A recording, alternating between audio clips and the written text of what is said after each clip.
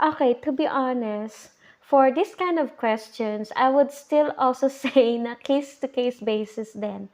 Okay, kasi nakadepende ito kung ano yung purpose ng application mo, kung ano yung purpose ng visit mo, 'di ba? So let's say you're applying for tourist visa, then of course you have every options to make. Actually, hindi lang Germany or France. You can also apply for Czech Republic, you can also apply for Netherlands. So, nakadepende yun sa'yo. But, kung magfo-focus tayo sa question mo, then let's say you're applying as tourist, then I would suggest or I would advise you to apply for Germany Embassy or for German Embassy. Bakit? Kasi based on my experiences, based sa mga experiences ng mga kliyente ko, si German Embassy is very generous in terms of issuing a visa.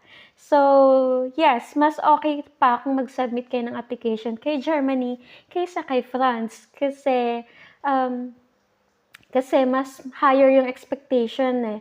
Mas higher yung demand ni France kaysa or kumpara kay German Embassy. So, if you want to make your visa application easier, then of course, I would suggest you to go for Germany. Okay? Let's say if you're applying for visitor visa naman, for this, ibang scenario na to. Okay?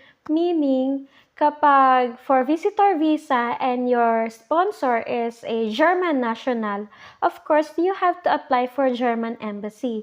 Pero kapag French naman yung sponsor mo, then you have to apply for French Embassy. Okay? And hindi pa pwedeng just because generous si German Embassy, doon din kayo mag-apply for visitor visa, tapos French pala yung sponsor mo, then that's wrong.